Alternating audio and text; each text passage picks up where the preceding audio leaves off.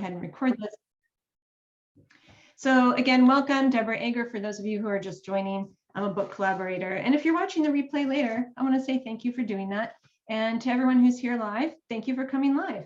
Shahmeen and I are really excited to talk to you guys about writing. I'm curious to hear what she has to say about intuition versus intellect and how that relates to writing and some of the things that she's been doing in her leadership consulting work.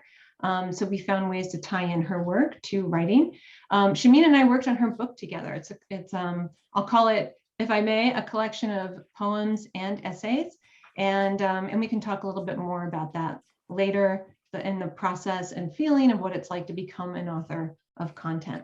Now, again, some of you might not want to have books, and that's fine, because the writing process is really the same up to a certain point, and then it diverges based on what the output is. So by output, I mean, is it an email to your list, LinkedIn content? Is it a video? Is it a book, right? So I'm going to talk to you about the different steps of the writing process, and some of them are going to relate specifically to books, and some of them are not, and I'll point those out along the way.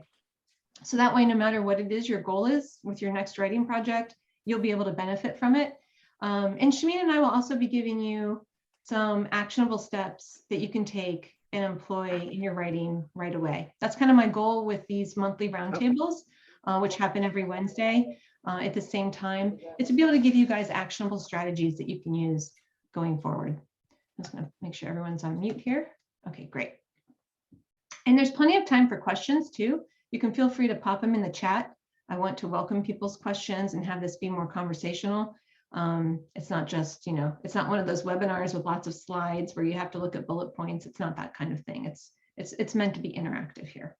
So starting out, thank you so much for sharing what it is that you want to work on, and also, the topics as well as the kind of output that you're interested in. I'm going to go through some of the writing steps in a minute, but what I'd love to do is ask Shahmeen if she'd be willing to lead us through a short kind of grounding session to start us off.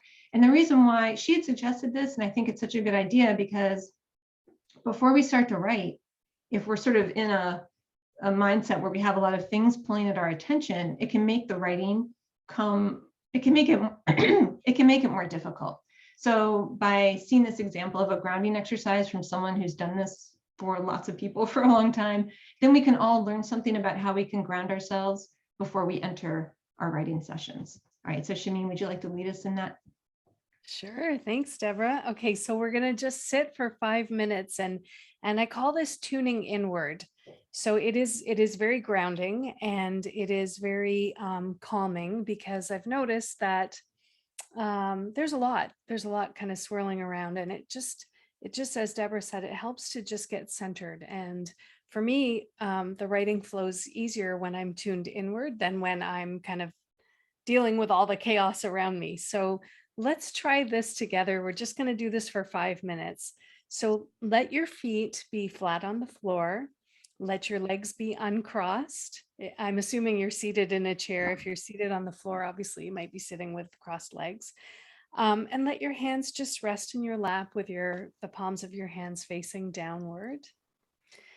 And bring your eyes to closed or partially closed. So I say partially closed because some people get lightheaded when they close their eyes. And if that happens to you, then just half close them and gaze at the table in front of you or the floor in front of you. Good. And we're just going to let everything get heavier in the chair. So see if you can allow the chair to support you. Let it hold you up. Allowing your legs to be heavy in the seat.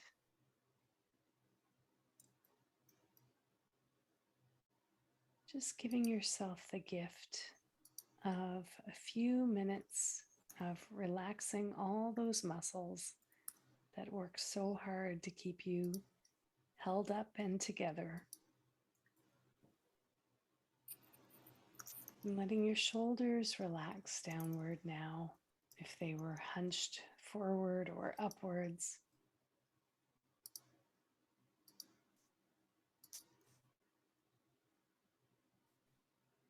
And just letting your attention come to rest on your breath as it moves into your body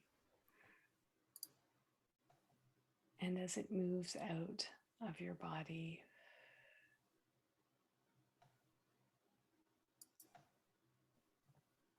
Just inhaling and exhaling at your own pace.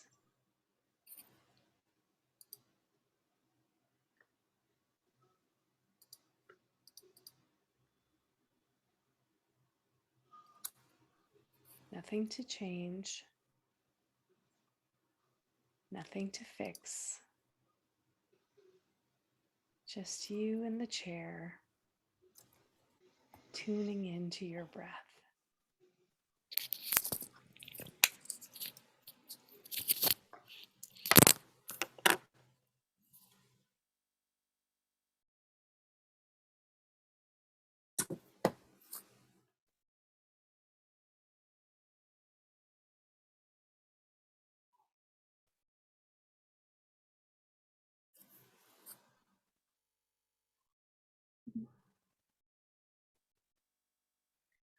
Hiya.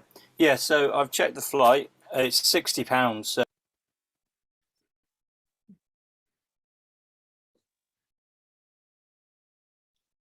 Distractions come from all over the place. The fun of this is to return to the breath over and over.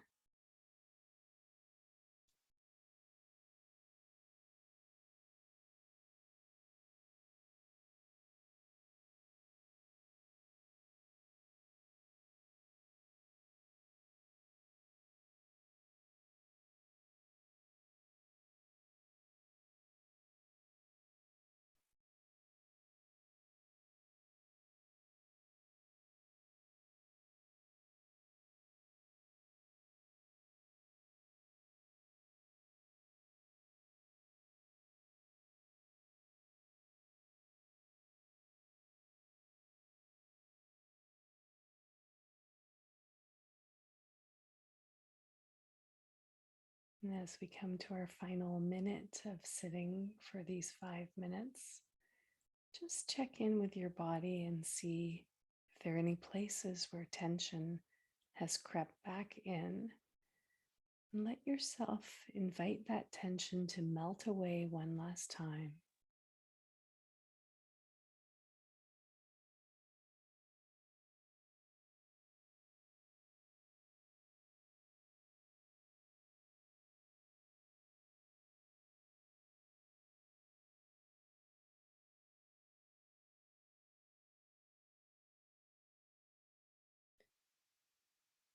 Good. And so, wiggling your fingers and toes, and just very gently making your way from this experience of tuning inwards to this experience of tuning into our circle here on Zoom. You can gently open your eyes in your own timing, and I will turn it back to Deborah for what's next. Thank you so much, everyone. So I think what I invite you to do is to think about what your intention is for the time today. What is it that drew you here?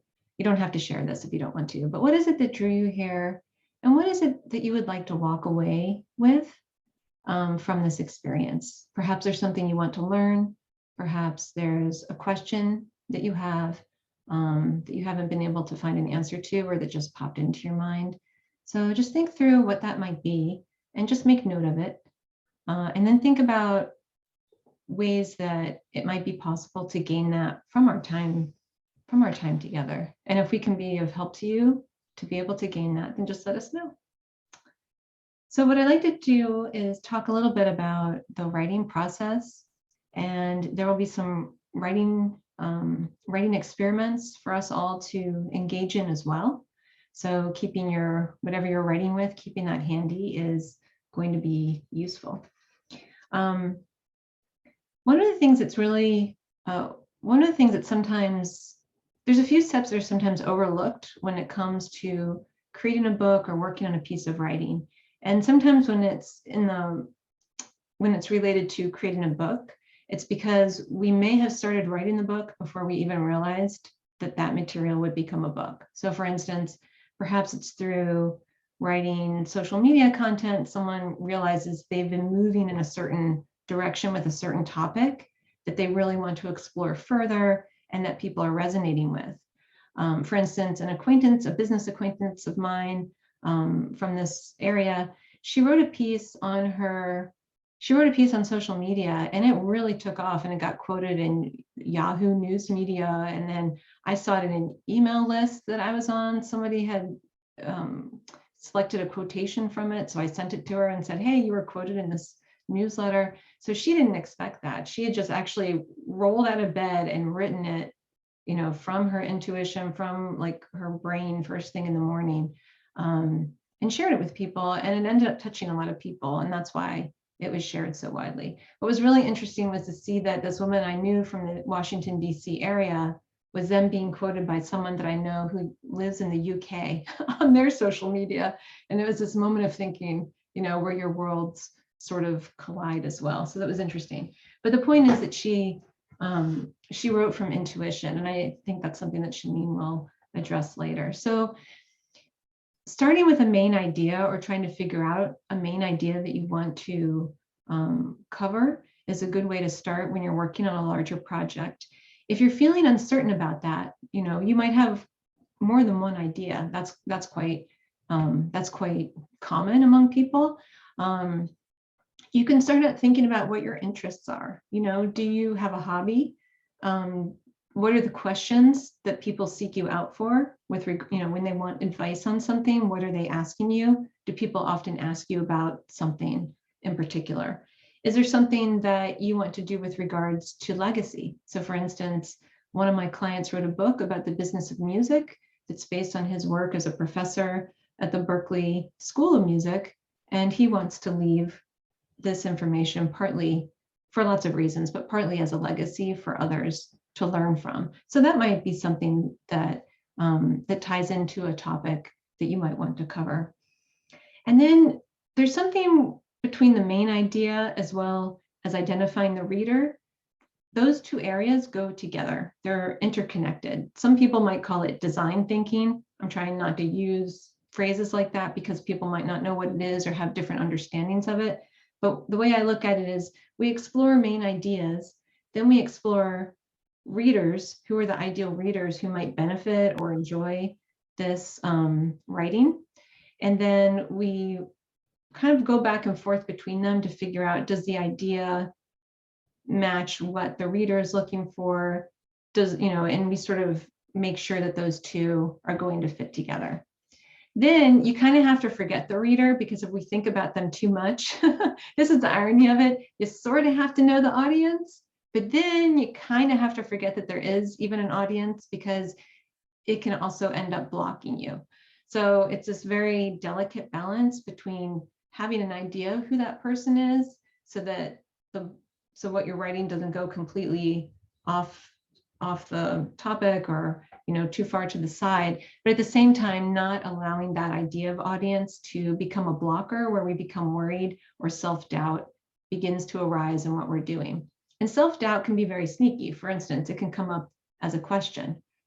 Frequent questions I hear are, who am I to write about XYZ? Or who am I to write a poem or a novel or to write about this topic? Or does the world really need another whatever it is, right? So these are different ways self-doubt creeps into our thinking.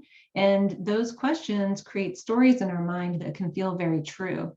So if those do arise for you, then I just invite you to question them and ask yourself, is this true? Is it true that the world doesn't need another person writing about this, when, frequently there are more books being written on certain topics? And as someone who's worked on 3 books in the realm of sales and marketing alone, I can say each one of those books was very different, you know, so, and they were benefiting different groups of people. So whatever your topic, then, you know, just know that how you write it and what you bring to it is going to be unique enough to help it stand out.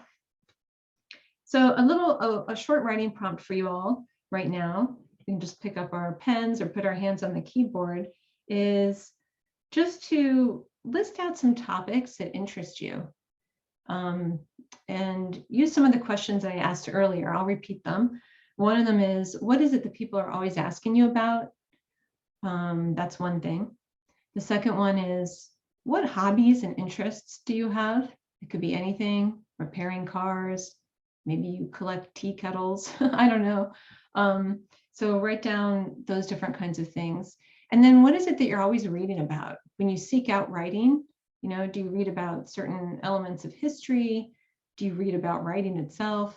Do you read about gardening? Do you read about politics? So what is it that you're always, or human development, what is it that you're always finding yourself gravitating towards with regards to topics? And again, if you have any questions about anything I'm saying, or have a thought or comment that you want to share with the group, feel free to put that in the chat.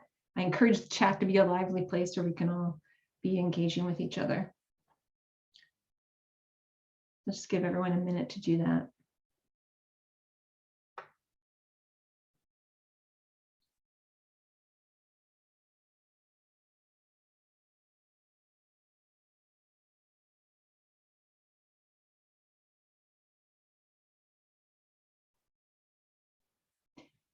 Now, the next part of this, the next step you've basically already done, which is you've begun to map out some ideas. This is a very early stage of, you know, some of the processes that I use with people when I'm working with them on their writing, is to map out what those topics are that will be talked about in a book.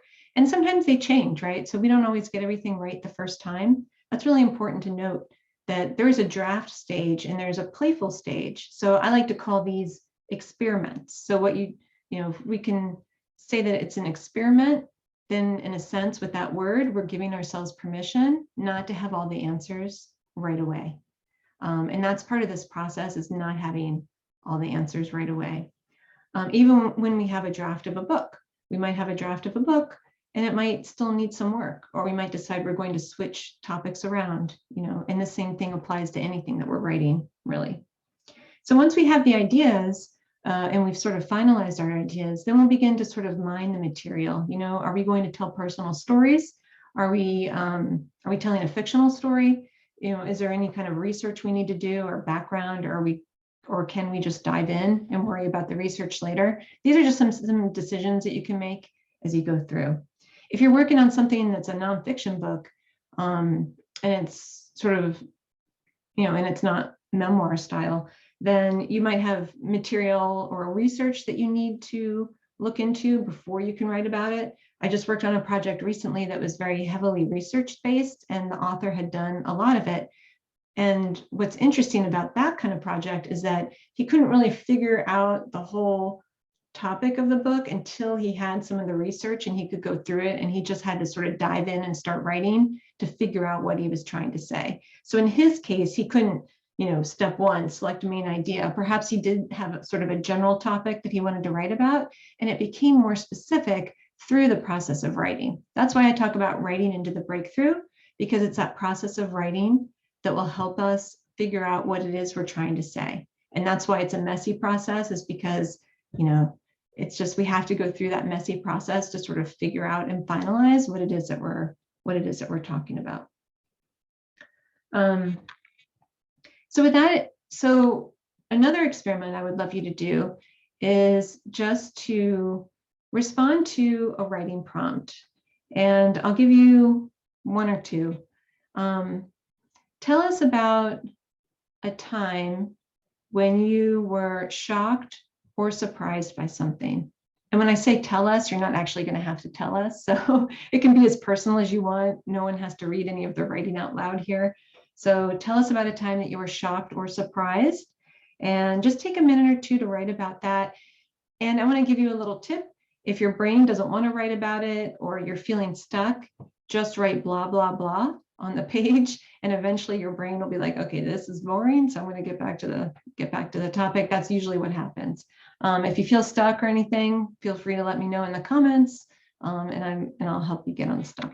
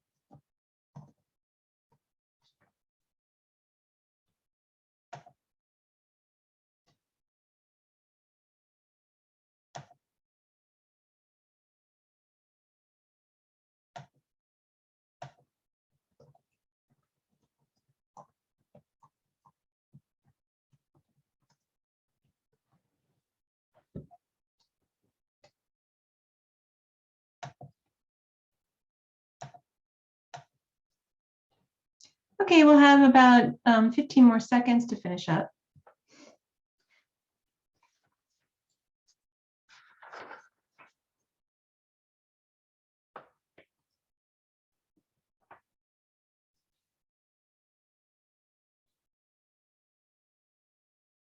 Great.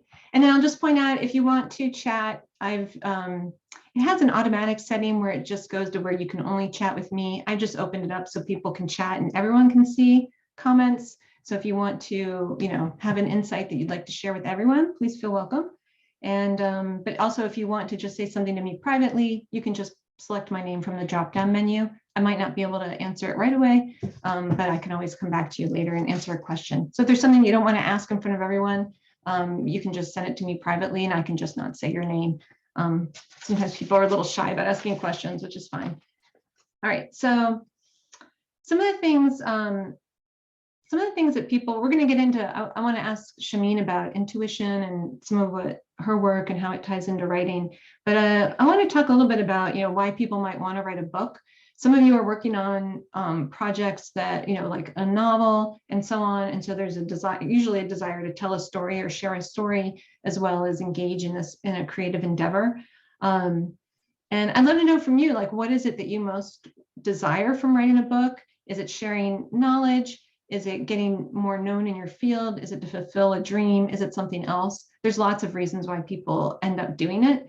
And it can be really interesting in the way, if you're a business owner writing a nonfiction book, it can open up all kinds of different opportunities. But that said, so can a lot of creative projects. So you guys might know that I edited a Jewish American poetry anthology, and that led to me speaking in museums and having events in museums and so on, and also colleges and also arts spaces around the United States. So that's not something I even expected, and it definitely wasn't a reason that I created the book. I just saw a gap for where I thought that this might be useful for people to use in their college courses. And so sure enough, it is used in college courses. It's not like it's not the New York Times bestseller, but it's something that's used inside colleges and universities around the country to help, study that kind of literature. And then it was just sort of like a cherry on top that we realized, oh, people want to have us come speak. Okay. So we began to do that and gather up the people who were anthologized in it to also come and be part of those events. So it became very community oriented, which was a really cool and unexpected outcome. So you can also, so my reason for bringing that up is you can have these really interesting, unexpected opportunities come your way that you might never even dream of. I mean, I couldn't have planned that because I didn't know it was possible, so those kinds of things can happen as well. If you're writing more of a nonfiction book, or even, like what I call a nonfiction businessy type book, thinking through like what topics readers need to know about. That's why I asked you that question before, and just, making sure that they are getting the information that you want to share with them about what you do is really important. The other thing that a lot of people don't, I want to leave you with this and then talk to Shahmeen about her book and what it's like to be an author. But what do you want readers to feel after they read your writing? So this applies to anything, but do you want them to feel inspired, confident, secure, something else, joyful? So thinking through the feeling you want to convey can help you with getting the words out in a way that you feel is successful, effective, that communicates what you want to communicate. So that's something else to think about as well. All right, so now I want to turn to Shahmeen.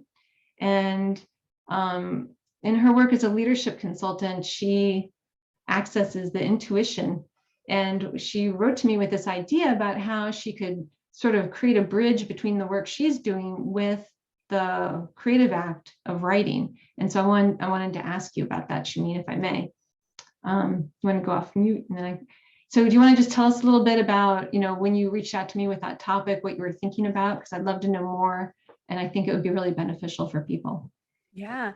And as I get started talking, if you could tell me in the chat, I'd just love to know, like, are you working on a book? Have you written a book? Are you writing something? Just tell me something so that I can point my conversation to things that you're interested in.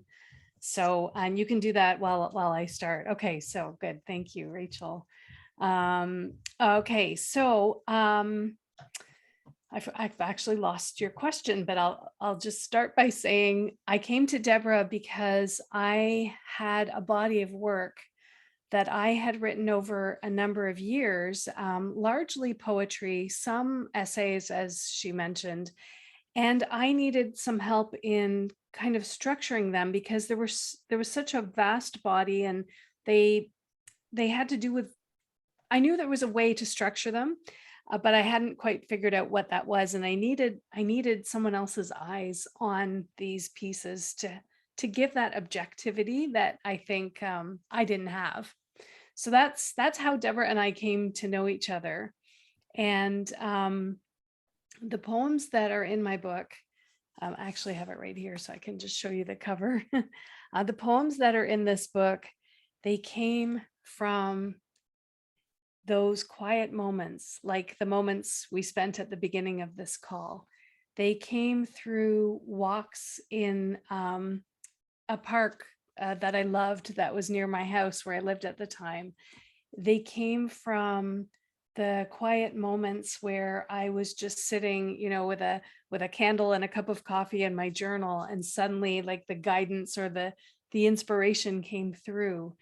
Um, I didn't actually plan to write a book. I never thought that's what I was doing. I just suddenly one day, um, poems started to arrive, and I knew that I was supposed to write them down, and that was about all I knew, getting started. That is beautiful. Thank you for sharing that.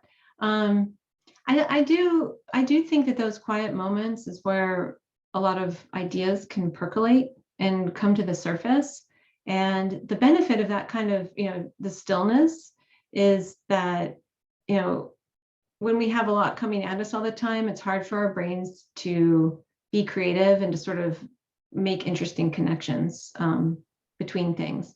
So I went on a retreat last November to Kentucky, in Kentucky, and I drove there from Maryland. So that's about a 9 hour, no, it's a 13-hour drive. But I drove 9 hours to Lexington, Kentucky, the place with the horses. And then the next day I had a shorter ride. But my point is that I had this time and space away from daily life. Not everyone can get that. So there's ways that you can kind of figure out.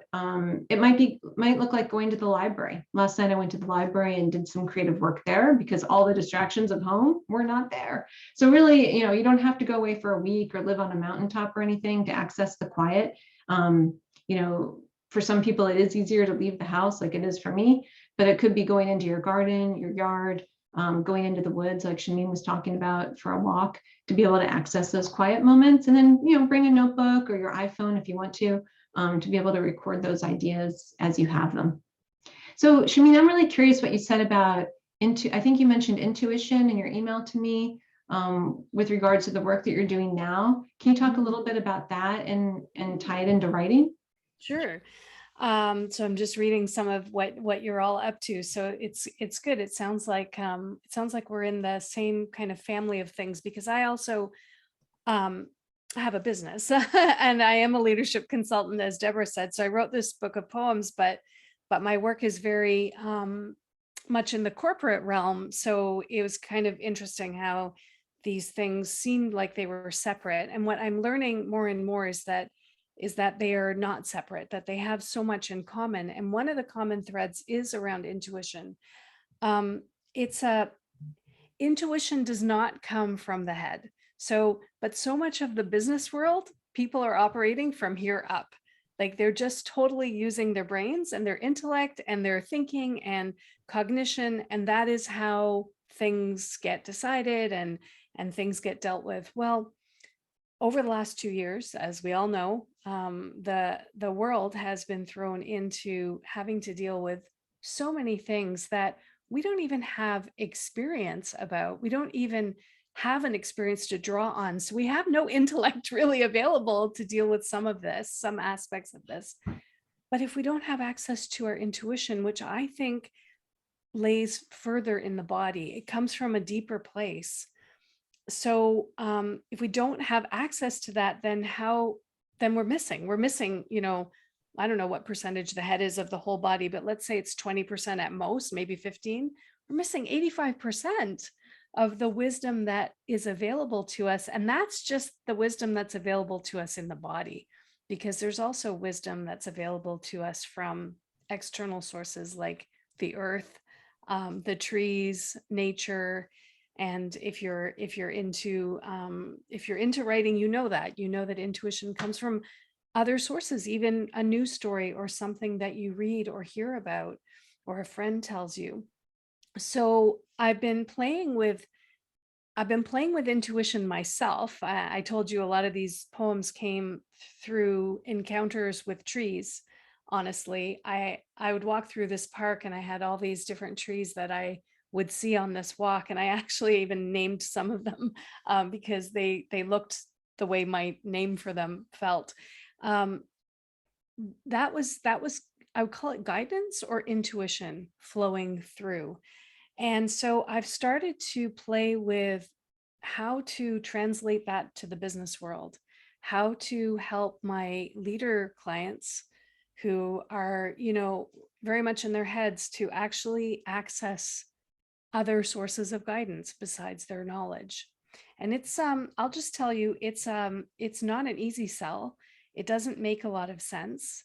It's hard to explain it in a way that people who like concrete, practical things can understand.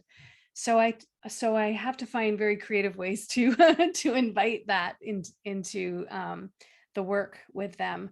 And I think this is one of the threads that winds through all of these things: writing, leading, coaching, because that's what I do. And so they're slowly winding themselves together in a way that I don't think I could have ever envisioned. It's been a process over time, but the intuition piece for me is where the best writing comes. And then I wonder, and this is the experiment I'm running with my clients, does the intuition help them to find innovative responses to very challenging situations? Yeah, that's interesting what you said about how it can be a hard sell inside organizations. And when you said that, it made me think of I was just imagining somebody asking you, well, Shahmeen, can you help us increase XYZ by 17.2%? And it is like that because people talk about the percentages and the numbers. And it's also interesting because I recently worked on this book about sales with the material derived from the author's podcast on sales. And we decided to have a whole chapter on empathy. So we pulled out everything that was talked about regarding empathy on the podcast and put it into one chapter. And so there's quotes and snippets from people. It's designed for people to just open up and access some information or wisdom from the pages and move on with their day. But it was such a big topic. And a lot of these recordings happened after the pandemic began. And I think that's when people realized, hey, people have lives at home. They're trying to do this, they're trying to do that, and because we were seeing, these windows where we see little slices of people's home lives, real things are going on. People are sick, little children need care and so on. And then the two worlds were forced to mesh in some way, and that encouraged people to see, people have problems, and so we need to think about that. It's not something that just exists at their house and then they're here at the office. So that, I think, was really interesting to see how the world changes, but also the use of Zoom more locally is something that encouraged people to make some changes in themselves with how they see things, because sales has not traditionally been something where empathy was always talked about so widely. So absolutely. Yeah. Which is kind of funny because sales is about people selling to people. I know. Kind of funny that empathy didn't qualify as part of it until recently, at least explicitly. Right. At least not as widely spoken about with my take than it was before. No, I mean, this is what I'm finding too. Yeah. So I feel like there may be questions. Yes. And I wondered if you wanted me to read something as well from my book. I can do yes. that. Does anyone have questions? Want to ask them? Just go. You can just ask them. You don't have to put it in the chat, but you can unmute. We can talk. Yeah. You want to unmute yourself?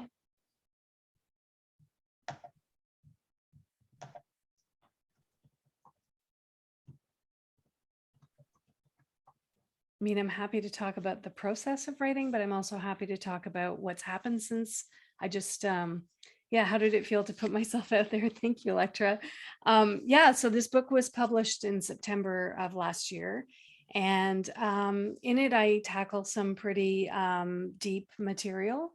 And although it is poems, they're very raw. Some of them are very raw and very real. And so it felt very risky. It felt, when I wrote them, it took me, some of these poems were written over a decade ago. So it took me that long to actually put them into a book and then to consider, actually publishing it and putting it out there. It felt risky, it felt vulnerable. And at the same time, it felt really, really important. I feel like, to Deborah's earlier point, actually, here's what happened. I was talking with a publisher and they said, I'm Canadian, and you might know Rupi Kaur. She's a Canadian poet of Indian descent.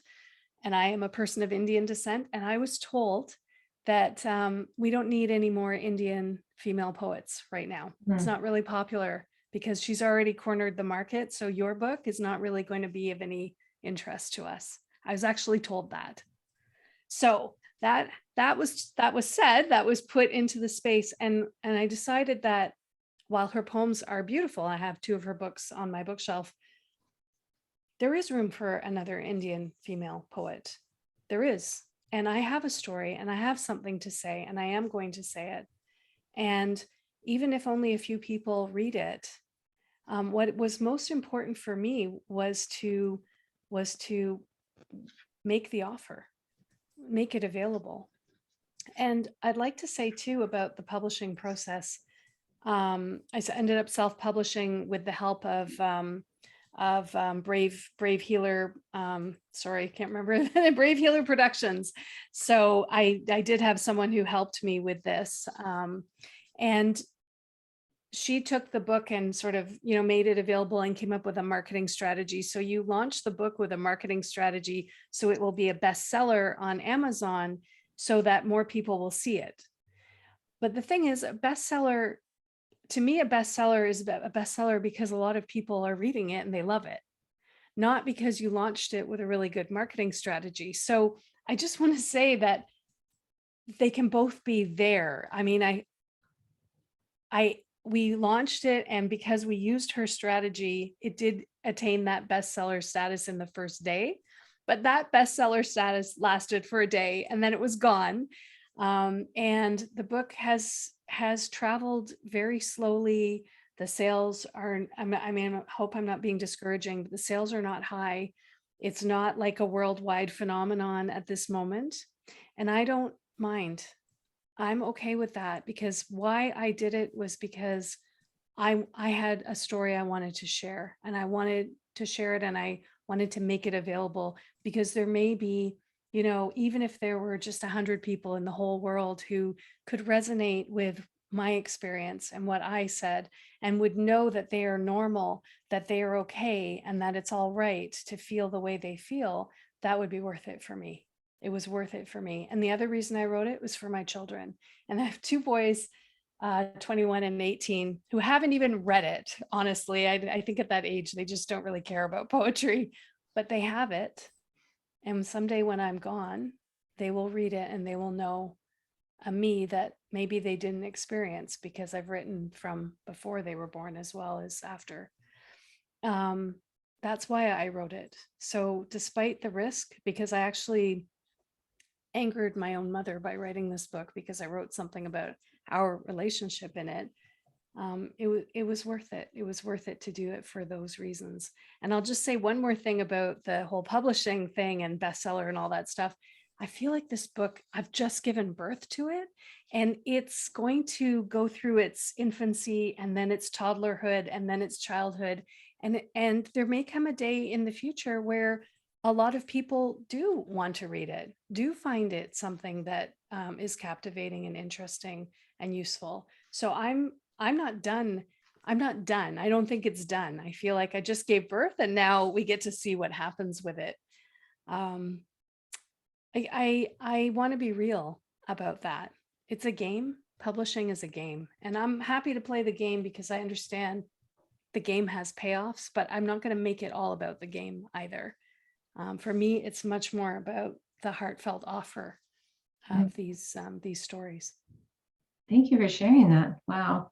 I agree with you on what you're saying about the bestsellers and what that looks like or doesn't look like. And there are some types of writing or some types of books that might have a longer tail. So your sales might happen over years. It might not be something where you sell a bazillion in a day. And it usually isn't, just like Shahmeen said, just keeping it real. What's interesting is that I had someone who wrote a book on a certain topic, and then they were asked to speak for a large organization in Europe. And then the people there found out that this person had a book, and they said, "Oh, can we buy 30 copies for the people you're coming to talk to?" She was doing a training. And then they said, "Oh, can you also do a training to another level of managers, and can we buy books for those? So she probably sold 50 or 60 books with one corporate training. And so sometimes, if you can have those kinds of things happen, of course, that doesn't apply to some of the kinds of writing that people are doing here, obviously. My book of essays will probably not be sold inside a corporation, for example, but it might apply to some of you. Or the fact that there might be different ways of selling could be something that's interesting as well. There's someone I met on a bus after a writing festival, and she had done very well, and like her book became a television show later, but her son was writing in the same realm of her that she was, and they had gone to like some kind of comic convention that was next to the literary festival that we were at. And so they hand sell books to their fans at these conventions. And so those people are not going onto Amazon. Part of it is like for them, the experience of meeting the people, and they're wearing their costumes and so on. So there's a lot of these, like, if you're writing more fantasy, or there's sort of a community around the kind of writing that you engage in, that's another way to be able to enter into a way to let more people know about what you do. So it's just like a little bit different for everyone. But I just wanted to like let people know that it's not always about Amazon is great, but it's not, it's not always about like the be all end all. Yeah, I agree. And I think that's why I wanted to say that too, because yeah. I think I was thinking about it in a certain way before this all happened, and then afterwards I see it with a different perspective. Yeah. What other questions can I answer? I can feel like some of the things I said have resonated with some of you. What else would you like to know? What else can I share? How can I help? Okay. Can I talk a little bit about where to go once you have a basic framework for how do you develop each piece of the framework further?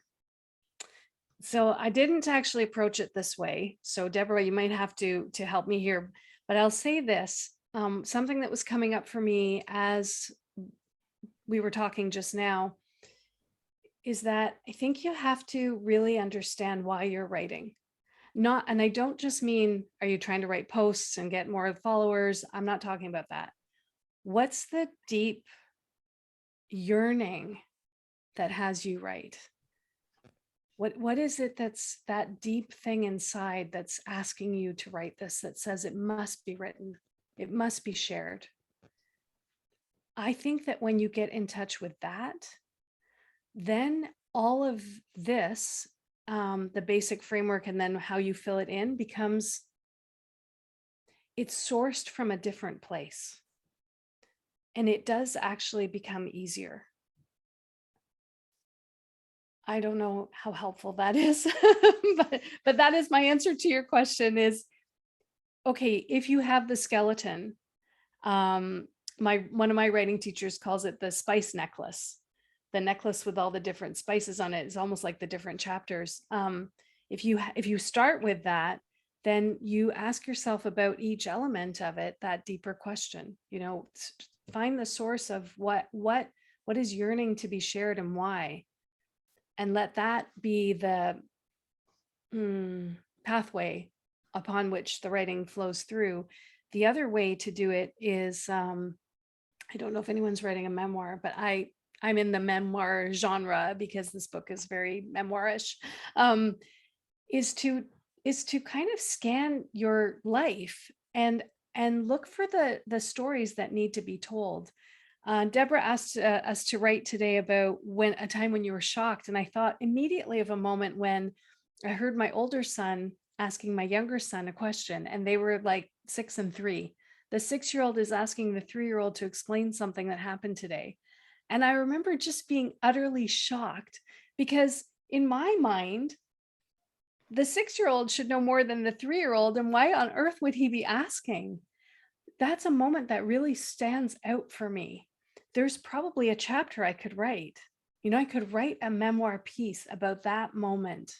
You take that moment and you dive into it and you bring it alive with your words. And you do that, kind of scan through your life and look for any other moment like that, any moment that you just are grabbed by, like, oh, I remember that. Write about it, write it, draw it out, let us see it. And then you take those those stories, and then you start to look at them with someone like Deborah, the way I did, and you say, help me put them together now. So that's working it the opposite way. That's not starting with a framework.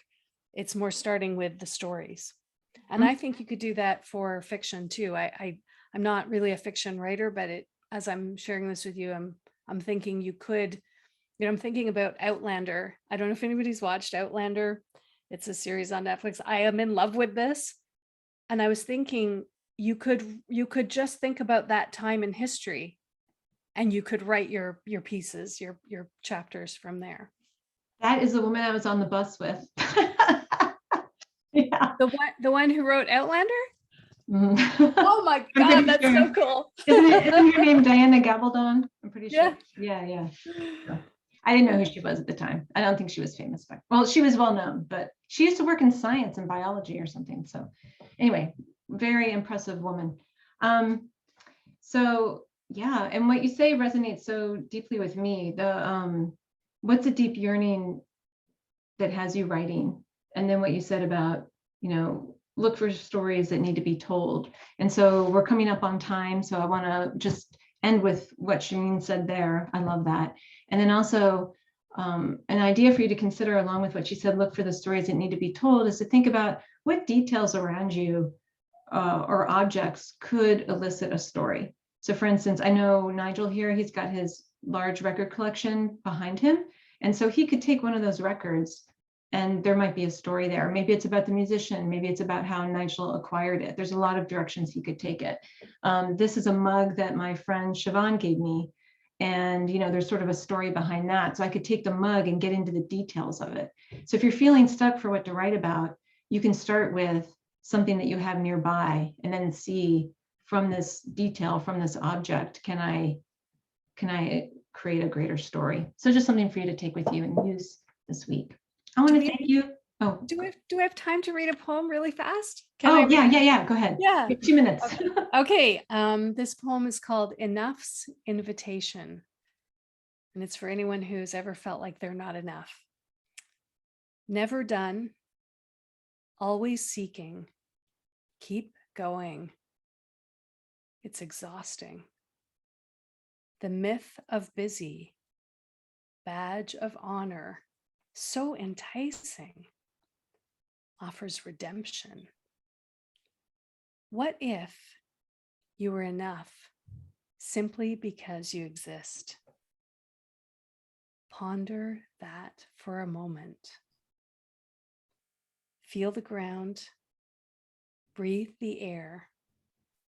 Allow yourself to be found. Thank you so much. What a lovely way to end. Thank you so Or how much. do we supposed to- Thank you. That's wonderful. Shahmeen, thank you so much for being here. And thank you to everyone else for being here as well. A few people had to drop off and wanted to get in touch with you. So I'll circle back around with you about that later on. Thank you so much. Yeah. Thank you, everyone. So wonderful to be with you all. Good to see you all and take good care. And I hope to see you all in June, third Wednesday as usual. So, all right. Bye, everyone. Bye.